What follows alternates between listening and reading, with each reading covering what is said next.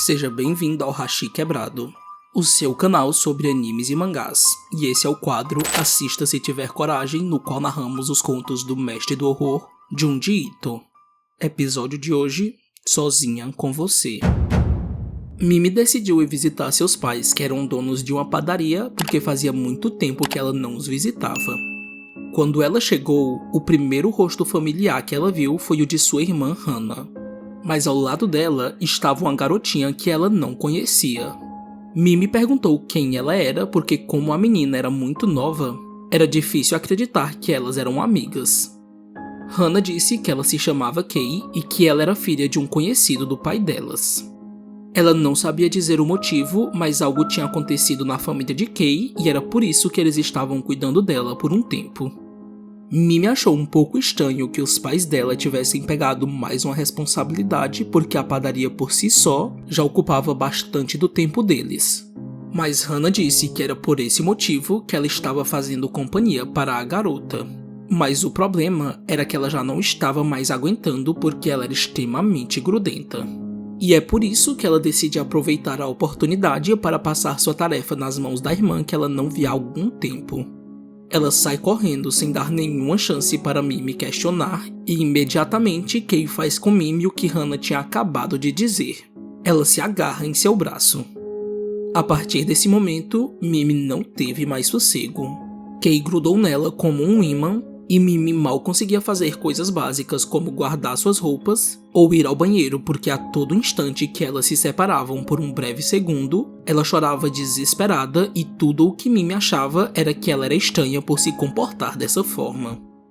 Mimi foi enfim ver seus pais que estavam trabalhando, mas a extrema dependência de Kei fez com que ela nem os cumprimentassem. Ela pediu que eles fizessem algo a respeito, mas sua mãe apenas disse que eles estavam ocupados e, como Hana tinha feito, eles delegaram a ela contra a sua vontade a tarefa de cuidar dela durante todas as férias de inverno.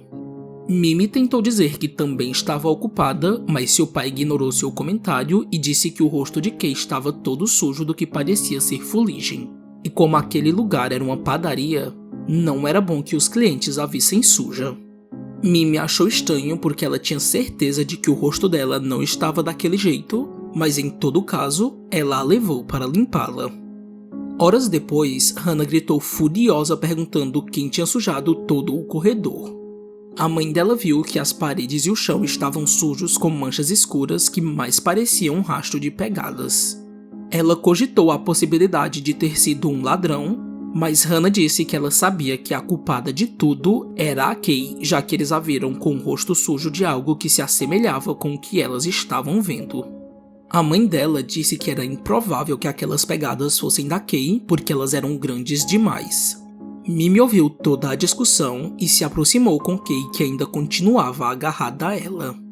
Hana apontou novamente quem ela achava que era o responsável daquela sujeira, mas quando Mimi olhou as solas dos pés de Kei, elas viram que eles estavam limpos.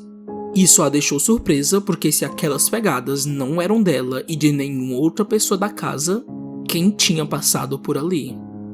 Mimi reforçou que não tinha como Kei ter feito nada porque ela esteve o tempo inteiro com ela. Ouvindo isso, Hana ficou coberta de ciúmes por as duas estarem juntas e ela gritou apontando e dizendo que a Mimi era sua irmã e não ela. A mãe dela a repreende na hora e diz sussurrando para as filhas que elas deveriam tratá-la bem porque eles só estavam cuidando dela porque a mãe de Kei estava morta e ela ainda não sabia. Um dia, a mãe da garota foi até um parque com um galão de gasolina e colocou fogo em si mesma. Por ter tido uma morte tão violenta, a família estava cuidando de todos os procedimentos com relação ao funeral, e era por isso que ela estava passando um tempo na casa deles até tudo isso passar.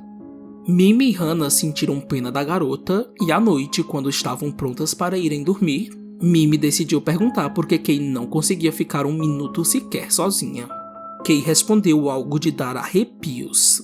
Ela disse que era porque sempre ao seu lado aparecia uma espécie de silhueta preta. Mimi perguntou incrédula e já chorando de medo, ela repetiu o que disse.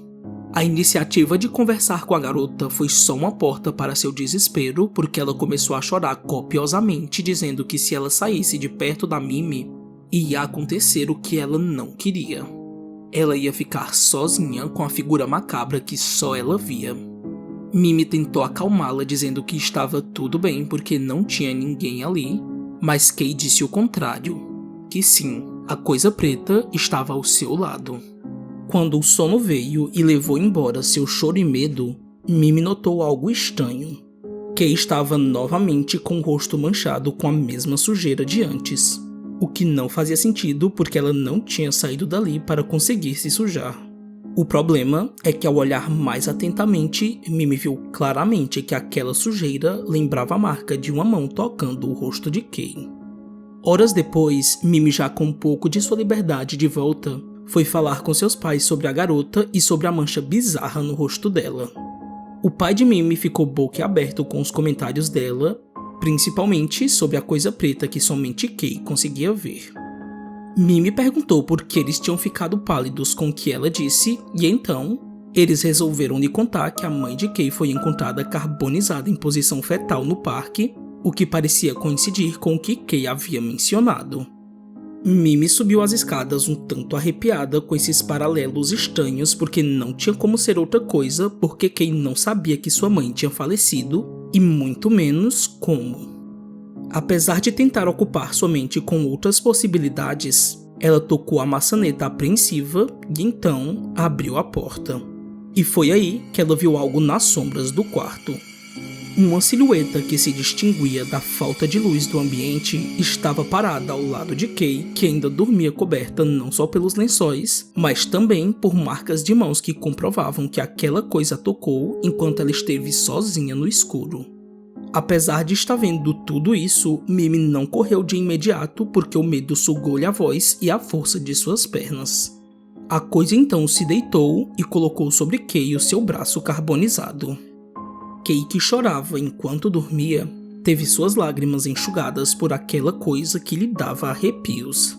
Após tocar nela, a sua mão regrediu e deixou na bochecha a mesma marca que Mimi tinha visto antes. Tudo isso ainda não tinha acordado, mas quando aquela presença paranormal respirou perto dela, ela acordou já com medo nos olhos porque ela sabia o que ia encontrar quando olhasse para os lados. Kay se levantou apavorada e correu para os braços de Mimi, que tinha entendido em primeira mão o porquê de tanta dependência excessiva. Mas aquela visão ainda não tinha se dissipado como nos filmes. A coisa começou a se levantar meio enrijecida, apoiando os braços na cama e depois colocando os pés no chão para alcançá-las. O ser carbonizado andava com dificuldade, o que dava ainda mais uma visão extremamente assustadora. Ela abriu a boca, acrescentando ainda mais ao medo e prosseguiu no seu ritmo, deixando para trás um rastro de cinzas que manchava ainda mais aquele quarto já totalmente dominado pela sua presença. Foi só quando ela abriu os braços que Mimi conseguiu despertar de seu transe. Ela correu gritando, levando Kay junto com ela e disse assustada que realmente existia uma coisa preta que estava perseguindo a garota. Mimi disse ao seu pai que a figura sinistra estava deitada em sua cama, mas quando ele subiu as escadas e foi conferir, só enxergou o quarto com os vestígios que qualquer um conseguia ver, toda a sujeira. Ele perguntou se ela não estava imaginando coisas, mas Mimi foi enfática ao dizer que não. E novamente, Kay se agarrou a ela e disse assustada que o monstro ainda estava ali, logo atrás dela. Todos tentaram encontrar o que somente Kay conseguia ver, e a mãe de Mimi notou que o rosto dela estava sujo mais uma vez com a marca da mão daquele ser. Mimi disse que a marca da mão sempre aparecia quando Kay chorava, o que ela pensava ser uma indicação de que aquela assombração não era maligna. Ela pede que seu pai faça algo a respeito e, como a família de Kay ainda estaria ocupada até a cerimônia de 7º dia, ele decidiu que ia conversar com o sacerdote para fazer uma purificação. A mãe de Mimi não achou uma boa ideia fazer isso sem consultar o pai de Kay, mas Mimi disse que essa era a melhor solução porque dificilmente ele acreditaria neles e também seria uma falta de respeito contar que a esposa carbonizada tinha voltado para assombrar a filha. No dia seguinte, o sacerdote shintoísta conhecido do pai de Mimi foi até a casa deles e confirmou a presença que estava ao lado de Kay. Ele disse que ia fazer o que fosse possível para ajudá-los, mas não garantiu que fosse conseguir. Após recitar suas orações com fervor, não demora para uma sombra saída da direção de Kay aparecer estampada no sofá da casa. O sacerdote continua com seu trabalho e diz que aquele espírito está se debatendo, sofrendo em agonia. Ele agita sua ferramenta e roga para que aquela alma sofrida se retire daquele ambiente e da companhia daquela garota. A sombra se debate ainda mais e cruza todo o cômodo, indo do chão até o teto e depois para algum outro ponto aleatório. Enquanto toda a família de Mimi, incluindo ela, são tomados de um medo genuíno, o sacerdote diz que aquela assombração está sentindo muito calor e que era por isso que ela corria de um lado para o outro na tentativa de fugir da dor que consumiu sua vida. O espírito da mãe de Kay corre desesperado, manchando tudo por onde passa. O sacerdote grita para ela, dizendo que ela pode correr para tentar fugir, mas quando ela tiver passado por todo esse sofrimento, ela vai conseguir encontrar a paz. Ao final de uma árdua luta espiritual que se estendeu por 5 horas ininterruptas, aquele exorcismo que Mimi não esperava ver em suas férias finalmente acabou. Toda a casa estava impregnada com os vestígios do paranormal, marcando o que aconteceu naquele dia. Os pais de Mimi tiveram que fechar as portas de seu estabelecimento por um tempo, e após a cerimônia de 7º dia, o pai de Kay voltou para buscá-la. Depois de tudo isso, Mimi ficou sabendo que ela enfim voltou a ser uma garota feliz porque o espírito carbonizado parou de aparecer. Fim. Sozinha com Você é mais um dos contos que a personagem Mimi, que sempre está envolvida com assuntos do outro mundo, protagoniza. Inclusive, já narramos mais uma de suas aventuras macabras intitulado A Mulher que Mora ao Lado.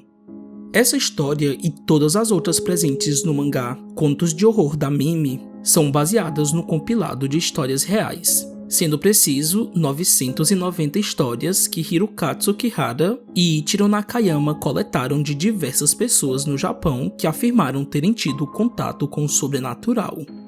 Junji Ito ficou sabendo da existência desses relatos durante uma entrevista quando um dos editores recomendou que ele lesse o trabalho de Hirokatsu e Ichiro. Ele ficou maravilhado com as histórias, principalmente porque ele sentiu que elas conseguiam ser ainda mais incríveis que suas ideias no sentido de serem abundantes e dotadas da estranheza que faltavam nas histórias de terror. Quando surgiu a oportunidade para adaptá-las, ele não pensou 2 vezes e deu seu toque único porque, de acordo com ele, a realidade é mais estranha do que a ficção. Particularmente gosto dos contos envolvendo a Mimi por eles terem esse tom de histórias contadas ao redor de uma fogueira no interior, já que elas são relatos supostamente reais, o que de certo modo acaba dando um charme ainda maior, porque é inegável que qualquer obra que tenha sido baseada em algum evento real, ainda por cima se tratando do terror, se torna mais interessante. Quanto à história, não há o que ser desvendado porque ela é bem direta, mas queria destacar 2 pontos. O primeiro é que muito provavelmente a mãe de Kay tirou a própria vida por conta de algum problema mental. O segundo é que mesmo aparecendo para a menina sem querer lhe fazer nenhum mal, ainda assim sua aparição não deixa de ser terrivelmente assustadora pela forma como ela se apresenta, num estado completamente horrível por conta da carbonização de seu corpo. E Kay não saber que aquilo que a assusta é a própria mãe é de dar arrepios. Espero que você tenha gostado do vídeo e não se esqueça de deixar a sua curtida, de comentar o que achou do conto, de se inscrever no nosso canal e de conferir a nossa série de vídeos sobre as histórias do autor e sobre outros assuntos abordados aqui no Hashi Quebrado. Enfim, até mais e nos vemos no próximo vídeo.